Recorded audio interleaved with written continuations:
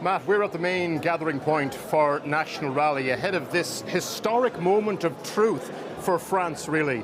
Within the next hour, there'll be a countdown. We'll get the results of an exit poll on the screen behind me, and then we'll know how close or otherwise National Rally came to an overall majority. It doesn't look like at this point they're going to achieve that, but the unknown in all of this is turnout. It was at a record high today. We haven't seen anything like it since the early 80s. We've spent the week with candidates and activists, and either way, no matter what happens, this is a party that feels pumped up, a sense that victory is coming down the road, perhaps not in the next 24 hours, but definitely for them in the months and years to come.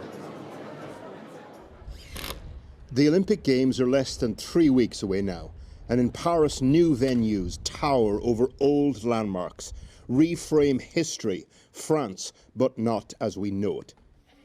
And across the country, people vote in the final round of elections pumped full of populism. The big question, has the country really got the stomach for the first far-right government since World War II? The National Rally offering, as per Le Pen's protégé, more law, more order, less immigration. Faced with the decline of France's economy, security and national identity, including our voice on the international stage, I say to the French people, I'm the only one who can obtain an absolute majority. Allow me to move the country forward with two ideas, the restoration of authority and revival of our economic system. In Chantilly, it's a two-way race, as it is in constituencies across the country. Here, a runoff between a National Rally candidate and one from Macron's centrist bloc. Cats in a bag, fighting over electoral cream. And at the polling station here, sentiment and turnout running high. About 10 years ago, I told my son that I would leave France when they came to power, but unfortunately, it's not better anywhere else at the moment.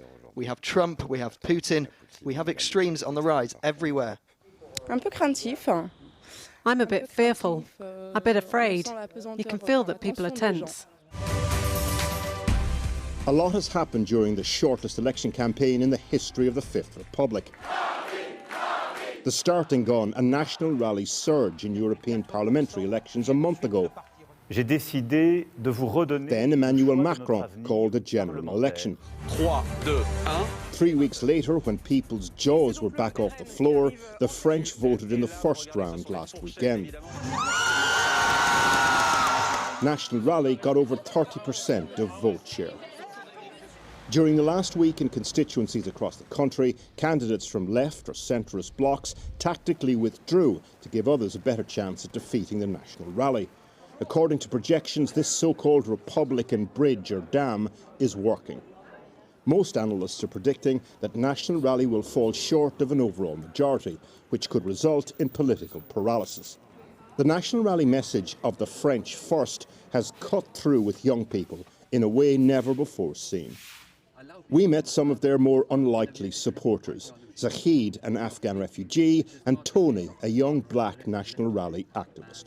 These are not the people I was expecting to be talking to or about National Rally this evening.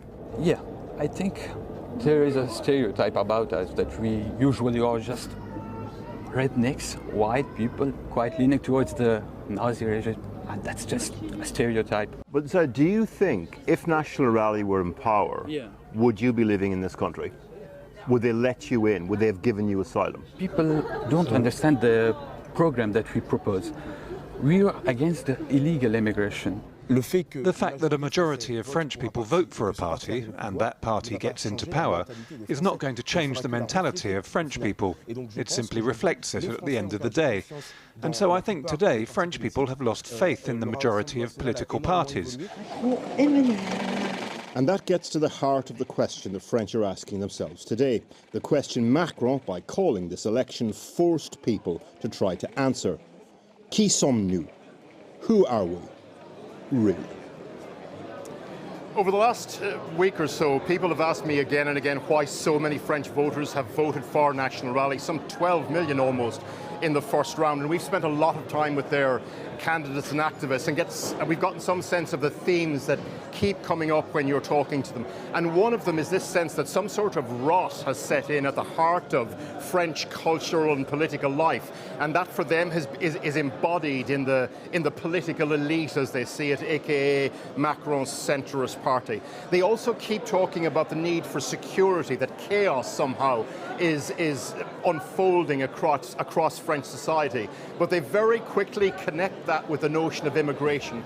And what keeps coming up is this old sort of chestnut, the theme of taking back control, that National Rally, for their supporters at least, represents a reassertion of French control and of a particular sort of French identity. Well, thanks very much. I'll see you for the programme in Paris tomorrow night. Well, earlier I talked to Lord Peter Ricketts, who was British ambassador to France from 2012 to 2016, also served as chair of the Joint Intelligence Committee and UK's National Security Advisor.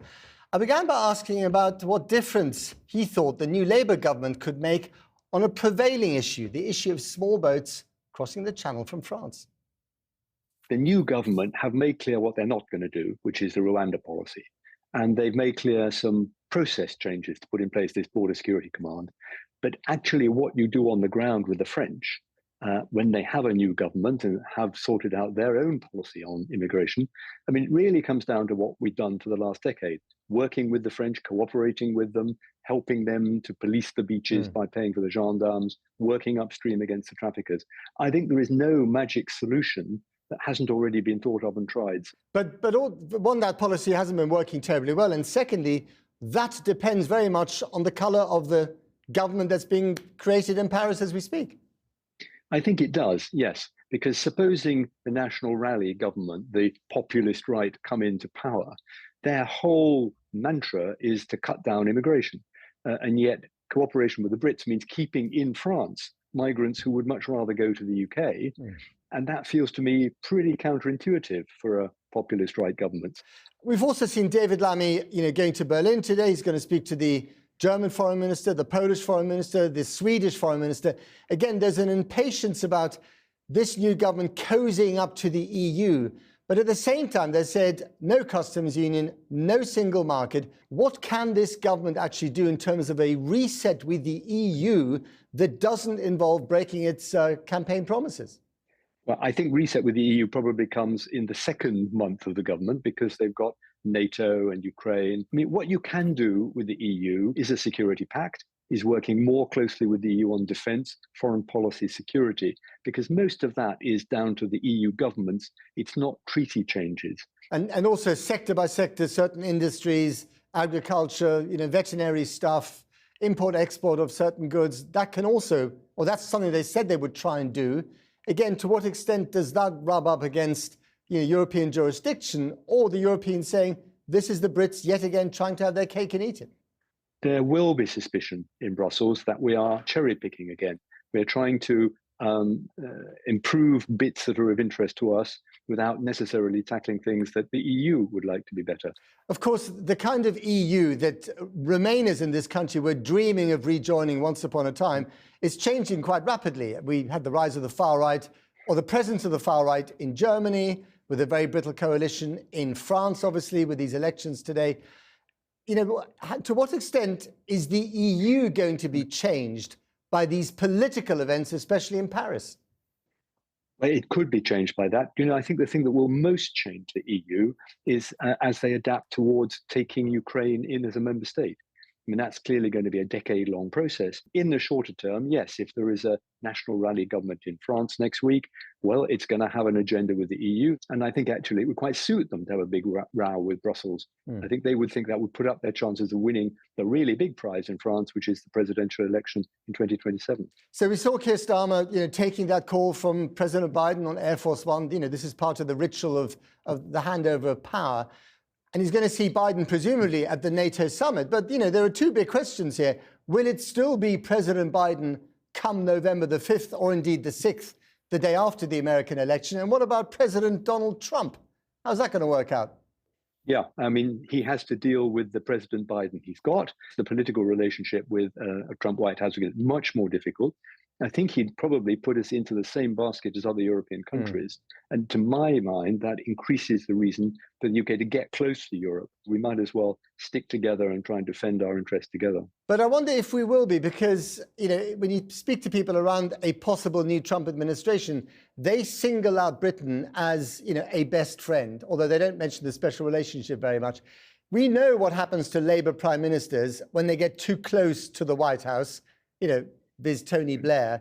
Is there a danger here that Keir Starmer might be asked to make some impossible choices by a future President Trump? There could be some very difficult choices down the road. Yes, do we align with the Americans on China? What do we do if Trump tries to undermine NATO and sign a bilateral deal with Putin on Ukraine? I mean, that's the kind of thing that I hope the Labour strategists are thinking about right now. Finally, briefly, I'm told by someone very close to Donald Trump that Mr. Trump is very impressed by the fact that Keir Starmer is Sir Keir. He loves the title. Well, he ought to be quite impressed as well by the fact of his major victory. I mean, politicians tend to be interested in why other Democratic politicians get elected. Keir Starmer's recipe for getting elected is very different to his. But Trump again has to deal with the British Prime Minister he's got. So let's make all we can of the Sir part. Well, Peter Ricketts, thank you very much indeed. Thank you very much, Matt.